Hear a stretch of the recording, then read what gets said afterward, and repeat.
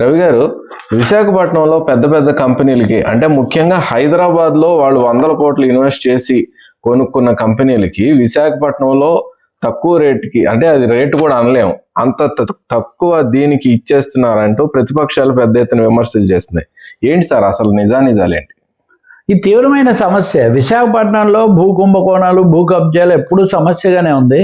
చంద్రబాబు నాయుడు మొదటిసారి 2014-19 మధ్య విభజిత రాష్ట్రంలో అధికారంలో ఉన్నప్పుడు కూడా ఈ భూముల కబ్జాల మీద ఆరోపణలు రావటం, ఒక సిట్ వేయటం అనేది జరిగింది. జగన్ వచ్చి మా సిట్ మార్చి ఇంకో సిట్ వేశారు. అంటే అప్పటికే ఆ సమస్య ఉంది. ఇప్పటికే ఆ సిట్ నివేదిక తెలియదు, ఏం చర్య తీసుకుంటారో తెలియదు. ప్రతిపక్షాలు, అప్పుడు ప్రతిపక్షం ఇప్పుడు ప్రతిపక్షం ఎవరున్నా కానీ కబ్జాలు జరుగుతున్నాయని అంటూ ఉంటాయి. ప్రతిపక్షాలు కాదు, ప్రభుత్వంలో భాగంగా ఉన్న ఉప ముఖ్యమంత్రి పవన్ కళ్యాణ్ కూడా మొన్న కలెక్టర్ల సమావేశంలో మాట్లాడుతూ విశాఖలో భూ ఆక్రమణలు జరిగిపోతుంటే పోలీసులు చర్యలు తీసుకోవట్లేదు, పైగా ఎవరో పోలీస్ స్టేషన్కి వెళ్ళి చెప్పాలంటే వాళ్ళు ఆమోదించట్లేదు ఫిర్యాదును. కాబట్టి చాలా భూదాహం చాలా ఎక్కువగా ఉంది విశాఖపట్నంలో. దీంట్లో ఒకవైపు నుంచి ఆక్రమణలు, ఇంకోవైపు నుంచి మీరు అడిగినట్టుగా కేటాయింపులు. 99 పైసలకి ఎకరా భూమి టీసీఎస్కి ఇచ్చారు, లేదా ఇంకొకరికి ఇచ్చారు, ఇప్పుడు డేటా సెంటర్కి ఇస్తున్నారు. వాటి వల్ల ఏదో చాలా లాభము, మన సాంకేతిక పరిజ్ఞానం అది ఇది అన్నారు. కానీ రియల్ ఎస్టేట్ కంపెనీలకు ఇవ్వటం ఏంటి? ముఖ్యంగా సత్వ అనే కంపెనీకి దానికి 1,20,00,000 ఎకరం చొప్పున ఇచ్చారు భూమి, చాలా భూమి ఇచ్చారు. వాళ్ళే తెలంగాణలో 120 కోట్లకు లేదా 60 కోట్లకు 100 కోట్లకు కొన్నారు. తెలంగాణలోనో బెంగళూరులోనో భారీ మొత్తం చెల్లించి కొంటున్న రియల్ ఎస్టేట్ కంపెనీలు విశాఖపట్నంలో అంత చౌకగా మీరు ఎందుకు భూములు ఇస్తున్నారు? పోనీ ఐటీ కంపెనీలు అంటే ఉద్యోగాలు కల్పిస్తాయి, మీరు ఇంతమందికి ఉద్యోగాలు ఇవ్వాలి, ఇంత పెట్టుబడి తేవాలి, ఈ టెక్నికల్ నాలెడ్జ్ బదలాయించాలని షరతులు పెట్టి ఇస్తారు. కానీ ఇక్కడ అది కూడా లేదు. రియల్ ఎస్టేట్ కంపెనీకి ఉదాహరణకు సత్వాకు 1,20,00,000 అంటే అక్కడ ఏం నథింగ్, 100 కోట్లలో అట్లా ఉంటుంది.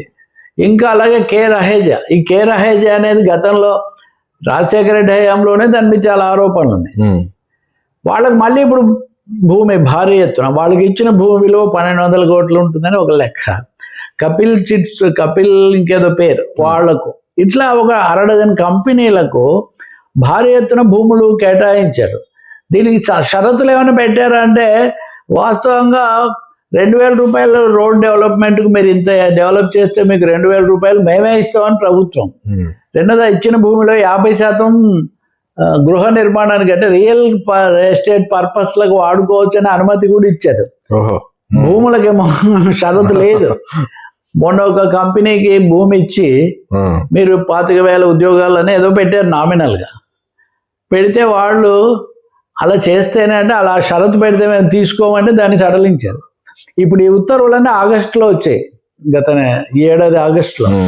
సో ప్రశ్న ఏంటంటే, వ్యాపారమే భూ వ్యాపారం, రియల్ ఎస్టేట్ గృహ నిర్మాణం అయిన వాళ్ళు భూములు కొని కట్టి లాభాలు పొందుతారు కదా, వాళ్లకు ఐటీ పార్కుల డెవలప్మెంట్ అనే పేరుతో ఇంత భారీ ఎత్తున ఎందుకు ఇవ్వాలి? టీసీఎస్కి ఇచ్చినప్పుడు కూడా ఈ సమస్య వచ్చింది. డేటా సెంటర్కి ఎంత ఇస్తారో అసలు.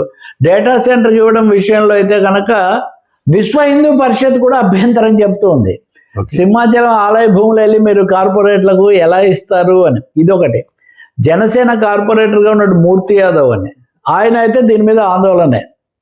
అయ్యన్న పాత్రుడు స్పీకర్ గారు ఆ యాదవ్ ఆరోపణల తర్వాత దర్యాప్తు జరపండి, కమిటీ వేయండి అని కూడా అడిగున్నారు.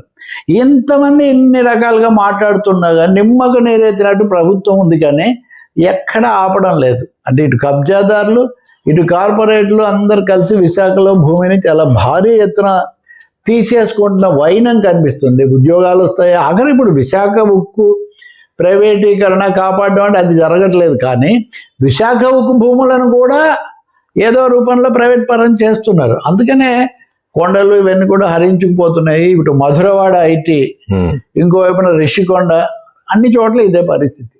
సో విశాఖలో ఇదొక చాలా పెద్ద సమస్యలాగా తయారై కూర్చుంది. దీన్ని దాటవేయడానికి ఏమో తెలుగుదేశం ప్రయత్నిస్తుంది, జనసేన కూడా దీన్ని కొంచెం తప్పుపట్టి చేస్తూ ఉంది. మరి ఏమవుతుందో కానీ ప్రజలైతే దీని మీద నిరసన వచ్చే అవకాశం చాలా ఉంది. అప్పుడు పవన్ కళ్యాణ్ కూడా ఆందోళన చేశారు, జగన్ కూడా ప్రతిపక్షంలో ఉన్నప్పుడు చేశారు, చంద్రబాబు కూడా చేశారు. ఏం చేసినా కానీ భూమి అయితే మటుమాయం అయిపోతుంది, వీళ్ళ చేతుల్లోకి వెళ్ళిపోతుంది. ఒకసారి ఒప్పందాలు చేసుకున్నాక కష్టం కదా. ఇంకేముంది. ఇప్పుడు హైదరాబాద్లో కూడా ఐడిపిఎల్ భూములు ఎవరి పరమయ్యాయన్న దాని మీద ఒక ఇది నడుస్తోంది. ఎమ్మెల్యే మాధవరం కృష్ణారావు అవును ఒక కమిటీ కూడా వేసింది ప్రభుత్వం, విజిలెన్స్ కమిటీ. సార్ ఒక విషయం సార్, ఇప్పుడు అమరావతిలో పెద్ద ఎత్తున భూమి సేకరించారు కదా, అక్కడ కంపెనీలు కేటాయించి అక్కడ ఇన్వెస్ట్మెంట్లు ప్రోత్సహించవచ్చు కదా. అక్కడ కూడా అది కూడా ఉంది సమస్య. హోటళ్ళకి ఇచ్చారు, ఉదాహరణ కలెక్టర్ల సమావేశం. నేను అనేది ఐటీ కంపెనీలకి, రహేజా లాంటి వాటికి ఆ ప్రశ్నలు కూడా చాలా మంది వేశారు. ఎప్పుడైనా అండి కార్పొరేట్లు అక్యుములేషన్ ఆఫ్ క్యాపిటల్ అని ఎక్కడ పెట్టుబడి ఉండి వాళ్ళకన్నీ లొకేషన్ అడ్వాంటేజ్ ఉంటుందో, డబ్బులు బాగా వస్తాయి, అవే కోరుకుంటారు. కానీ మారుమూల ప్రాంతాల్లో వాళ్ళు తీసుకోరు. అమరావతిలో ఎందుకు పెట్టలేదనే ప్రశ్నలు కూడా చాలా మంది అడిగారు. అమరావతిలో హోటళ్ళకి ఇస్తున్నారు. మొన్న చంద్రబాబు చెప్పాడు, ఒకే రోజు 13 హోటళ్ళు రాష్ట్రంలోని. హోటళ్ళు అయినా వాళ్ళు కొనుక్కొని పెట్టుకుంటారు. ఇప్పుడు ఇదే సత్వా కంపెనీ, చాలా పెద్ద రియల్ ఎస్టేట్ కంపెనీ. అది వాళ్ళు బెంగళూరులో భారీగా కొన్నారు. హైదరాబాద్లో అయితే 127 కోట్లకు ఎకరా చొప్పున కూడా కోకాపేటలో అక్కడ కొనడం మనకు తెలుసు. కాబట్టి విశాఖలో జరుగుతున్నది భూదందా, భూమాఫియా చెలరేగుతోంది, ఆరోపణలు వస్తున్నాయి. ఈ మధ్య ఒక జనసేన శాసనసభ్యుడి మీద కూడా వచ్చాయి. వీటిని మీరు తప్పకుండా పరిష్కరించకపోతే ప్రజల్లో ఒక అలజడి, ఒక అశాంతి అయితే వచ్చే అవకాశం చాలా ఎక్కువగా ఉంది. చివరకు ఈ భూమి అంతా ఎవరి పొలం అయితే మేమేమవ్వాలండి. చూడాలి దీని మీద ఆందోళన. కలెక్టర్ల సమావేశంలో కూడా వచ్చింది. కానీ ప్రభుత్వ నడక వేరే ఉంది. మీరు అమరావతి అన్నారు కదా, అమరావతిలో 2వ విడత 3వ విడత కూడా భూమి సేకరణ చేస్తామంటే అదొక గగ్గోలు. మొదటి దాన్నే మీరు సెటిల్ చేయకుండా ఏంటి అది. ఈరోజు వార్త చూస్తారు మీరు, రైల్వే లైన్ నిర్మాణం చేయాలి అంటే రైల్వే లైన్కు భూమి సమీకరణ కింద ఇస్తాం కానీ సేకరణ కింద ఇవ్వమని వాళ్ళు పట్టుపడుతున్నారు. సమీకరణ విధానం ఏమో అమరావతిలో అనుసరించారు కదా, రైల్వే శాఖ ఏమో కేంద్రానికి కదా, వాళ్ళు అదే అంటున్నారు. చాలా సమస్యలుగా ఈ భూ సమస్య ఇప్పటికి కూడా అక్కడ కొనసాగుతుంది. కాబట్టి పవన్ కళ్యాణ్ ఉప ముఖ్యమంత్రి స్వయంగా అసంతృప్తి వెలిబుచ్చాడు.